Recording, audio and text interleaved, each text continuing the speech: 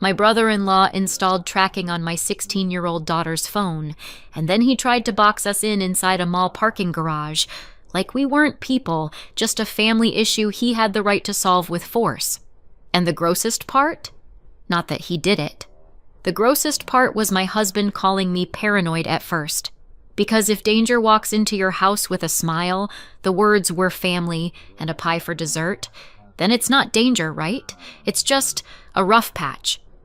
We lived in the suburbs outside Philadelphia, one of those neighborhoods with a starter home we bought for the future, a postage stamp yard, and a lawn that looked way too perfect for real life. The kind of street where neighbors smile the same smile and close their doors the same way. I'm Amanda. My husband is Rob. Our daughter is Emily. Emily used to be my talker. She'd walk into the kitchen and in 60 seconds flat, I'd get how Ms. Peterson mixed up names again, how the school hallway smelled like chlorine, how Jess, her best friend, was fighting with her boyfriend, how someone fell asleep face first in their notebook during history. All I had to do was nod, refill my coffee, and feel like I actually lived inside my kid's life. And then she went quiet. Not teenage quiet.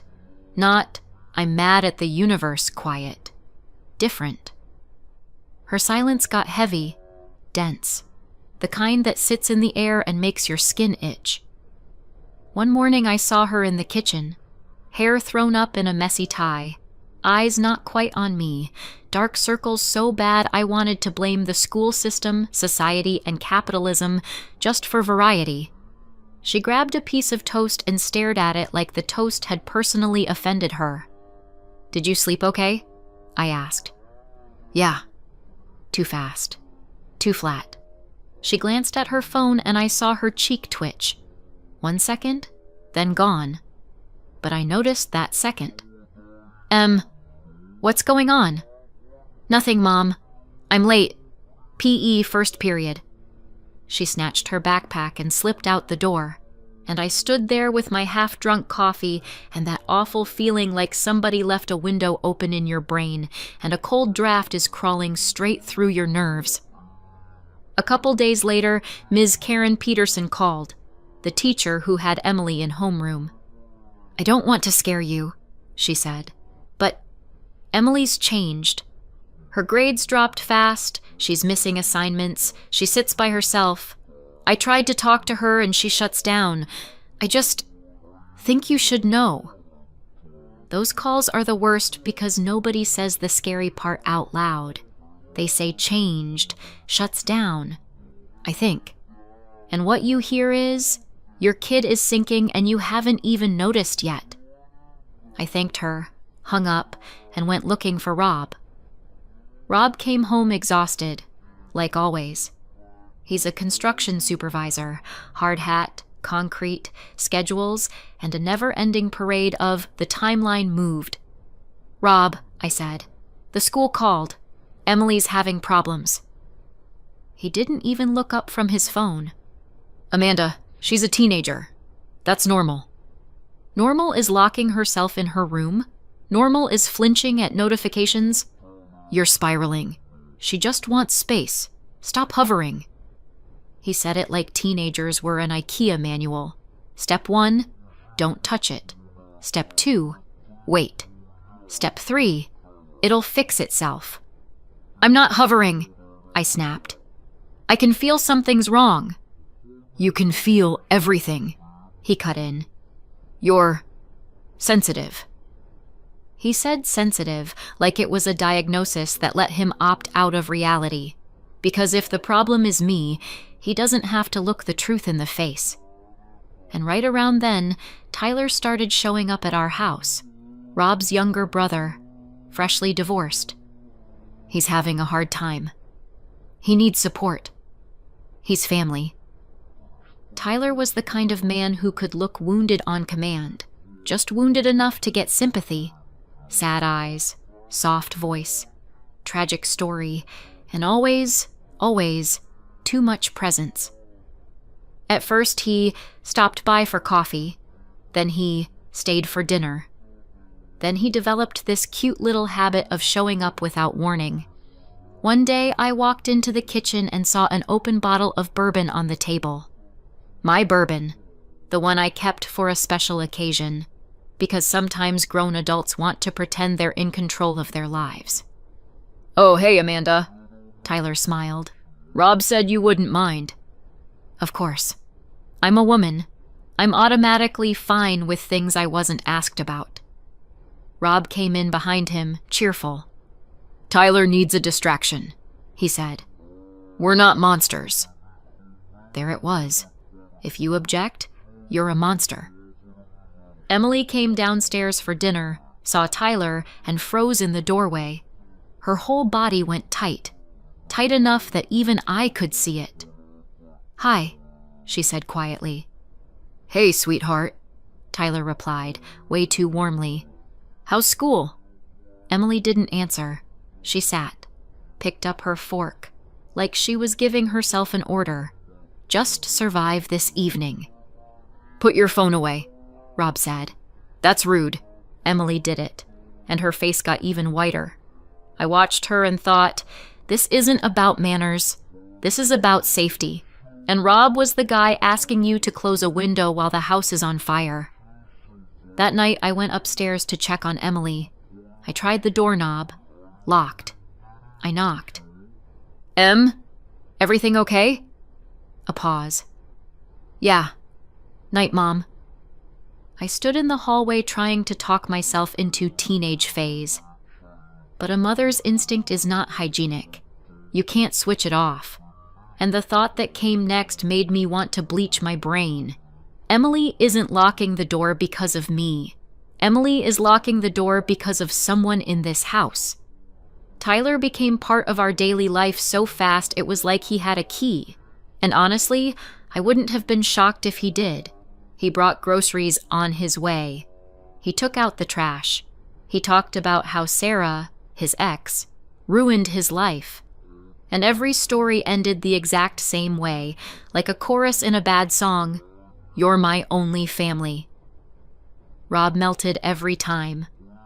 Because Rob was raised on this idea that a man keeps the family together. And apparently, in his head, family included a grown man with no concept of boundaries. One day, Tyler came by in the middle of the day when Rob was out on site. I was working from home. My spreadsheet was on fire, and I was not emotionally prepared for surprise therapy hour. Tyler walked into the kitchen like he lived there, poured himself water, and looked around like he was checking inventory. "Hey," he said finally. "Rob told me Emily's laptop's lagging. Let me take a look. I know my stuff." Something in me clenched. "No, if it's acting up, we'll take it to a shop."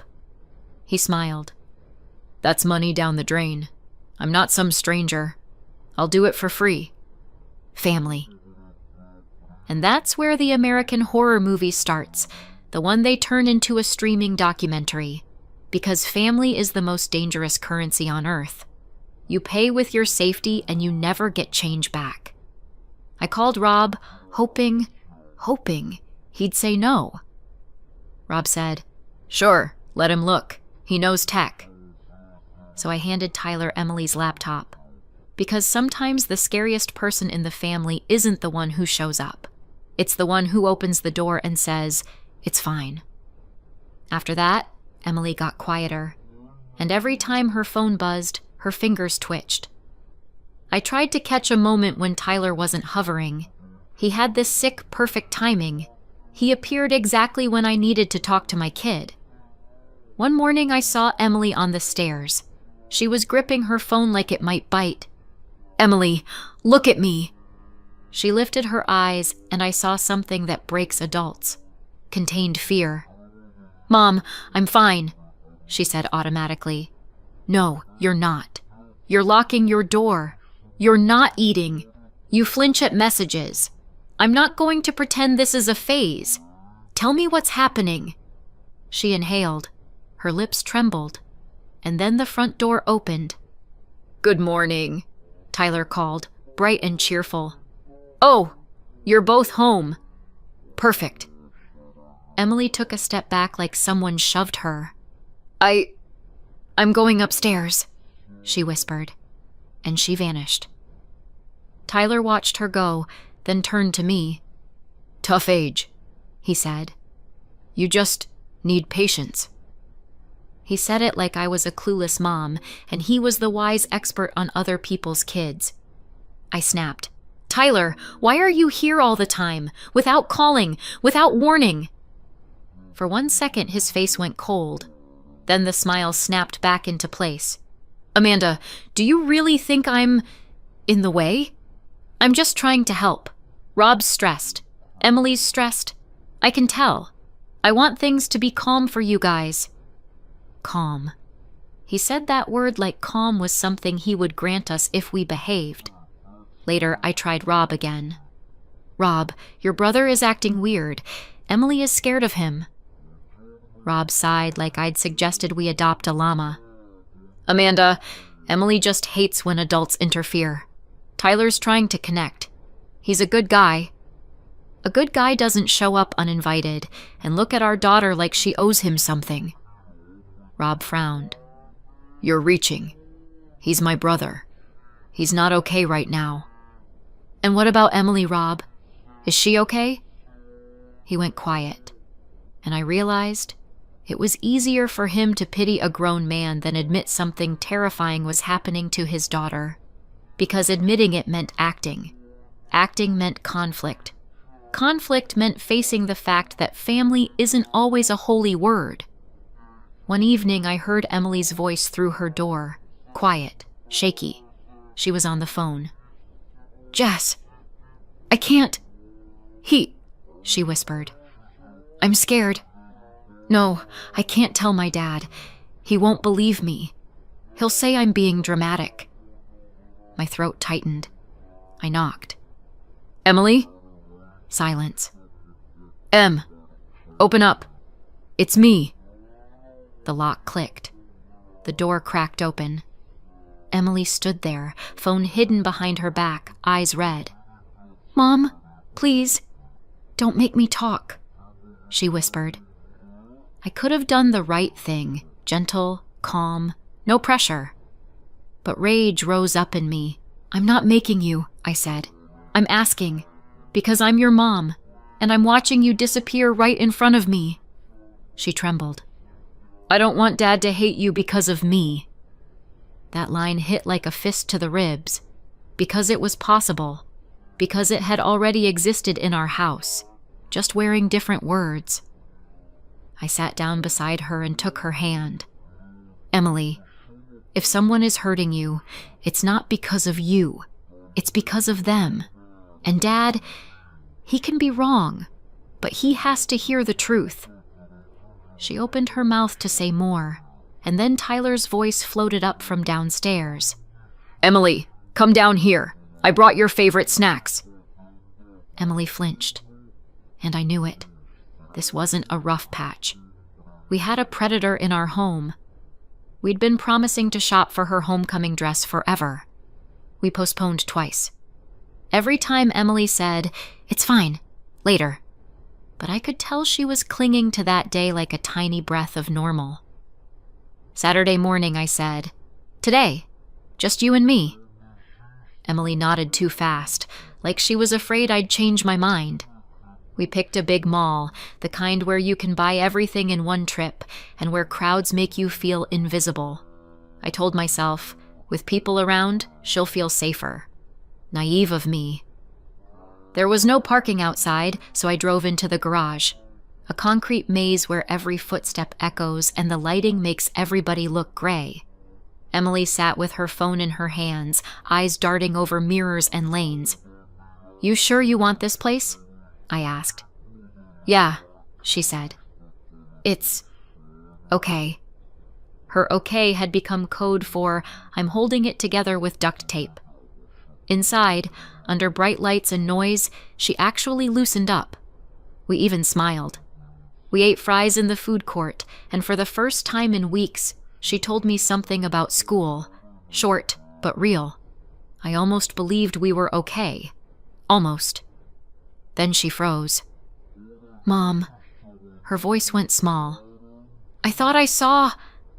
I followed her gaze. A reflection in glass. A male figure. I turned fast.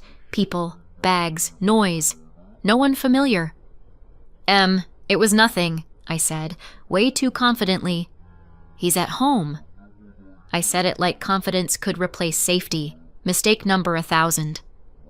We went into her favorite store. Music pretending life is easy. Employees smiling like their paychecks depend on your happiness. Maybe they did. Emily chose a navy dress. Beautiful. Simple. The kind of dress that says, I'm growing up, but I'm not auditioning for anyone's approval. I'm going to try it on, she said, and disappeared behind the curtain. I stood by the rack, flipping hangers, when the curtain snapped open. Emily stepped out pale, phone trembling in her hand.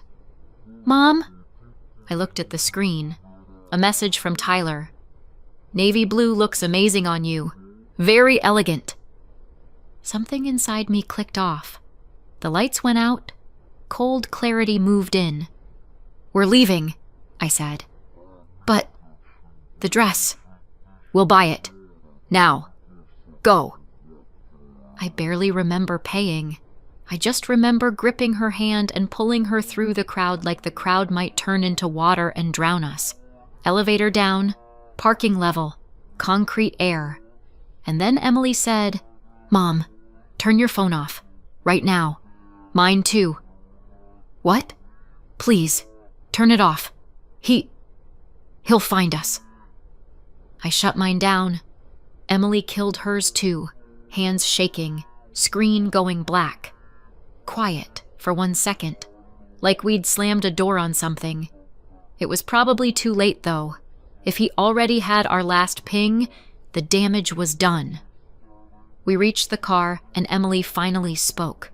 Fast, whispering, like the walls were listening. He put something on my laptop, she said. And then he had me install it on my phone too. Parental controls like protection from bad websites. He said Dad knew. And then he started messaging me from different accounts. On Instagram, sometimes just hi, sometimes threats. He sent photos outside my school, photos of our house. He wrote that he always knows where I am, and if I tell anyone, nobody will believe me, especially Dad. Rage rose so hard I wanted to scream, but I couldn't. Not there. Not now. Emily, I said quietly, you didn't do anything wrong. Do you understand me? She nodded, tears glassy in her eyes. And that's when I saw Tyler. He stood near a concrete pillar, maybe 100 feet away, phone in his hand, waving it slightly, like he was catching a signal. Then he lifted his head and looked straight at us. Found us.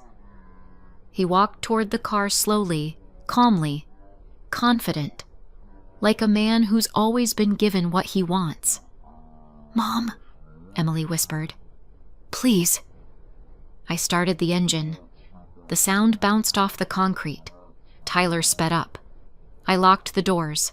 He was right there. He knocked on the window. His smile was stretched thin and mean. Open up. Let's talk. I threw the car into reverse. He stepped in front of the car and spread his arms like it was some dramatic "stop you misunderstood" scene. Only in our movie there was no soundtrack. Just concrete. And fear. Amanda! He yelled. Don't do this. We're family. Family? Sure. Family. The universal hall pass to ignore boundaries. I cut the wheel and shot into the next lane. Tires squealed. He ran beside the car and slapped the door. Emily screamed. I didn't even catch the words, just sound. In the mirror, I saw him sprinting for his car. He followed. At the exit, he tried to cut me off. Too close, too aggressive. I burst onto the street and for the first time all day, I was grateful for chaos. Chaos makes it harder for predators. He still stayed on us. At one intersection, he tried to surge ahead and stop sideways. I jerked onto another road, one with people and cameras. I pulled into the parking lot of a roadside diner. Bright lights, big windows, strangers everywhere. Emily was crying with her hand over her mouth like she was afraid someone would hear. I turned my phone back on. Notifications hit like an avalanche. Missed calls from Rob, messages from unknown accounts, and one new text from Tyler, bold now. "Don't do anything stupid. I just want to talk."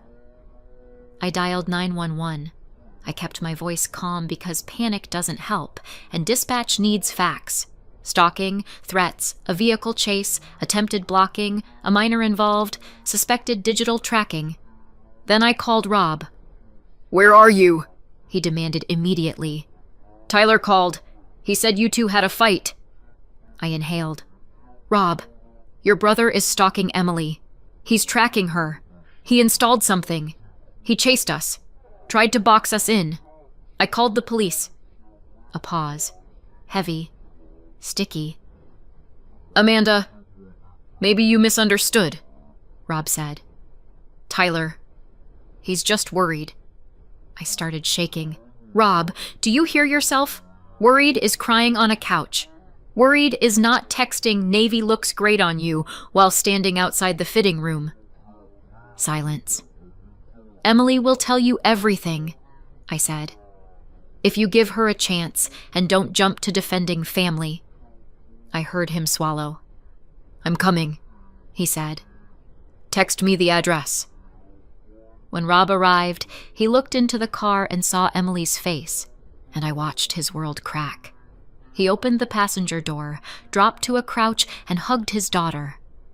"I'm sorry, Em," he whispered. "I'm sorry. I was an idiot."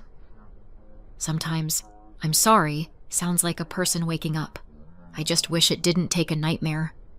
The patrol car showed up fast. Tyler, of course, was gone. Men like that disappear like shadows. They don't want reality. They want control. The officer took a basic report and told us to come to the precinct to file a formal statement. It wasn't the moment where the system rushes in to save you. It was the moment where the system says, "We need paperwork." The next day we sat on plastic chairs under a buzzing AC vent. Emily looked gray with exhaustion. Rob was tight as wire. I felt like I was being asked to prove I was drowning before anyone would throw a rope. At first the detective listened with that family drama face. "Any physical harm?" he asked. "No," I said. "But there are threats, tracking, a vehicle chase, messages." He nodded like it wasn't ideal, and then Emily pulled out her phone, opened the thread, showed him. The dress message, screenshots, photos outside her school, photos of our house, lines that made my fingers go cold. "I know where you are, and don't get smart." The detective's face changed. The boredom left. The focus arrived. Rob finally said what he should have said weeks earlier. "He's my brother," Rob said. "And, yeah, he was at our house a lot. I let him. I thought he just needed support. But this isn't normal." He crossed a line. Sometimes, for the system to take it seriously, someone with authority has to confirm it's real. And in families, authority often means the man. It made me angry, but I used it. The detective gave us instructions. Save everything, don't delete, make copies, turn on two-factor authentication, secure accounts, don't respond to Tyler if he reaches out. He spoke like someone who's seen what "let's just talk" turns into. They called Tyler in for an interview. He denied everything, said I was hysterical, said Emily was manipulating, said he was just trying to help. And the nastiest part? He said it in the same soft tone he used when he talked about being our only family. They let him go. For now. Those days were the worst, because he knew we'd gone to the police, and people like him hate it when their toys find a voice. We changed the locks. Rob installed cameras by the front door. I drove Emily to school and picked her up like we lived in a war zone instead of a cul-de-sac with holiday wreaths and live, laugh, love signs. Emily jumped at every notification, even on a brand new phone. Because fear doesn't update just because you upgraded the hardware. A few days later, the detective called. "We got a search warrant," he said, and I exhaled like I'd been holding my breath since the moment Emily first went quiet. When they pulled Tyler's devices, everything got worse. And, at the same time, everything finally made sense to the system. Worse, because there was so much. Better, because now it wasn't a worried mom and a family misunderstanding. It was evidence. They found the tracking software. They found hundreds of photos. They found a file. His little journal. Roots. My work hours. Emily's schedule, and the floor plan of our house pulled from the builder's website, with notes, actual notes, about who slept where.